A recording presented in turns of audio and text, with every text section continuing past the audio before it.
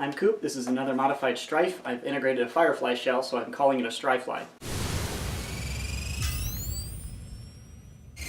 I did make one of these in the past. This one's a little bit different, and I'll go over the internal mods, the paint job, and then show you firing. So the internal mods of the Stryfe, nothing I haven't done before up here. I took out the internal resistance. I've also taken out the electronic and mechanical locks, so you can use the circuit whenever you want. If the access door is open, if the magazine's not in, you can always pull the trigger and rev the flywheels. I did not rewire the blaster to a different battery tray. I'm using the stock battery tray, and I'm recommending 3 trust fires and 1 dummy battery when you run this type of setup, and that's what I'm using now. That's actually all for the operation of the blaster. I've also added a ammo counter. The ammo counter is turned on using the stock Firefly switch here, so if you don't want it on, you don't have to have it on. The ammo counter runs on a 9-volt battery, which is housed in the stock battery tray, so if that battery dies, you don't have to take apart the blaster to get to that battery. Its default setting is 18 rounds because most people who play competitively, that sounds so hardcore, but you know what I mean, are going to use 18-round stick mags. It's the most efficient way to carry a bunch of ammo on you. But if you wanted to open that up, you can adjust that value to any 4-digit number. I don't think you have that big of a magazine, but you can if you want. So how this works, I put an electronic switch behind the strike trigger here, so when you pull the trigger, it counts down. And that enables you to not have to pay attention to your magazine. You can simply look there to know how many darts you have left. And if you want to do a tactical reload, which is reloading before you're actually depleted because of a horde coming or whatever, you take out your magazine, you put in a fresh one, and it resets at 18. So getting to the integration, the Firefly, to be clear, doesn't have any function. It doesn't help the Stryfe fire at all. It's just there for the lulz and because it's comfortable and it looks cool.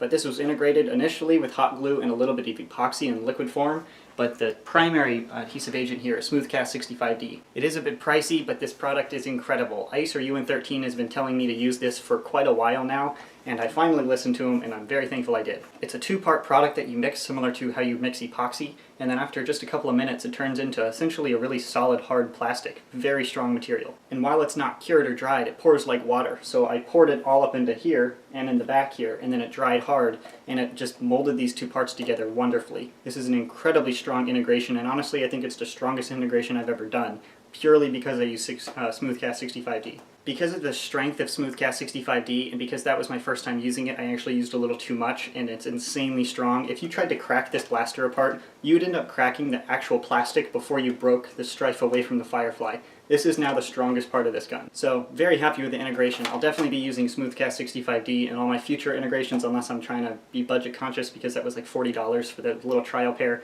and I used, I think, about a quarter of that, so pretty expensive. So that's it for the mods. Going over the paint, very basic paint job here. Black vinyl dye primer, Citadel blue, and then a silver dry brush. Then I finished it off with a matte clear coat from Duplicolor, the wheel clear coat, sorry. So it's very strong clear coat. It looks very nice and looks very flat, sort of like a stock paint job. So I will show you the blaster firing.